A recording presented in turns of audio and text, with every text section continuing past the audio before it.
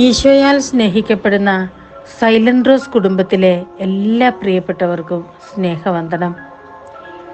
ചില മനുഷ്യരെ കണ്ടിട്ടില്ലേ, അവർക്ക് രോഗം വരും,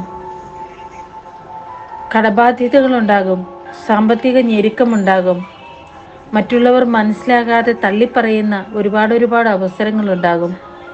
അപ്പോഴൊക്കെ ഒരല്പനേരം സങ്കടപ്പെട്ടിരുന്നിട്ട് വീണ്ടും അവര് സാധാരണ പോലെ സഞ്ചരിക്കുകയും പ്രവർത്തിക്കുകയും ഒക്കെ ചെയ്യും. ഇത്തരമുള്ള മനുഷ്യരെ നോക്കിയാണ് അവിടുന്ന് മാത്രമാണ് എൻ്റെ അഭയശിലയും കോട്ടയും, എനിക്ക് കുലുക്കം തട്ടുകയില്ല എന്ന് പറയുന്നത്.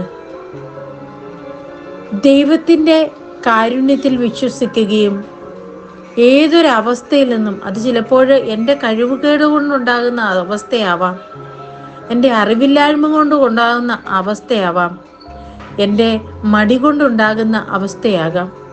എന്തു തന്നെയായാലും സംഭവിച്ചു പോയതിനെ തിരുത്താൻ എനിക്ക് കഴിവില്ലാത്തതുകൊണ്ട് എൻ്റെ ദൈവം അതിലിടപെടും, എനിക്ക് ശാന്തതയുണ്ടാകും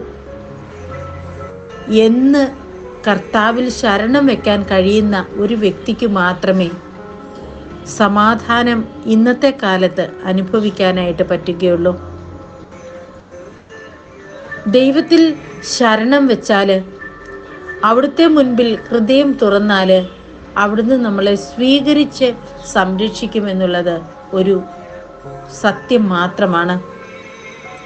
ശക്തി ദൈവത്തിൻ്റെതാണ്. ആ ശക്തിയിൽ ആശ്രയിക്കുന്ന ഒരുവരെയും തള്ളിക്കളയാനായിട്ട് അവിടത്തേക്കാവുകയില്ല. ഈശോയുടെ സന്നിധിയിൽ നമ്മുടെ പ്രശ്നങ്ങൾ എന്ത് തന്നെ ആയാലും അതൊന്ന് എടുത്തു വെച്ച് നമുക്ക് പ്രാർത്ഥിക്കാം. വെറുതെ ഇങ്ങനെ യാചിക്കാതെ ഈശോയോട് പറയാം, എൻ്റെ ഈശോയെ, എൻ്റെ കയ്യിൽ പൈസയില്ല. നീ മനസ്സായാൽ പൈസ ഉണ്ടാക്കാനുള്ള, പൈസ വരുന്ന വഴി അവിടുന്ന് എനിക്ക് കാണിച്ചു തരാൻ അങ്ങേക്ക് പറ്റും. എൻ്റെ വിദ്യാഭ്യാസവും എൻ്റെ കഴിവുകളും എൻ്റെ അറിവുകളും ഞാൻ ആയിരിക്കുന്ന അവസ്ഥയും ഒക്കെ അങ്ങേക്ക് സമർപ്പിക്കുകയാണ്. അങ്ങ് എന്നിലേക്ക് ഇറങ്ങി വന്ന് എന്നെ കൊണ്ടുപോയി ഞാൻ ചെയ്യേണ്ട ജോലി എനിക്ക് കാണിച്ചു തരണമേ എന്ന് നമുക്ക് പ്രാർത്ഥിക്കാം. നമ്മളായിരിക്കുന്ന ജീവിത അവസ്ഥയിൽ ഒരു വീട്ടമ്മയോ, ജോലി ഇല്ലാതിരിക്കുന്നയാളോ, ജോലിയിൽ ബുദ്ധിമുട്ടുള്ളയാളോ ഇങ്ങനെയൊക്കെ ആയിരിക്കുമ്പോൾ പറയും, ഈശോയെ, നീ എൻ്റെ കൂടെ ഉണ്ടെങ്കിൽ എനിക്ക് ശക്തിയുണ്ട്, നിന്നിലാണ് ഞാൻ ആശ്രയം വയ്ക്കുന്നത്.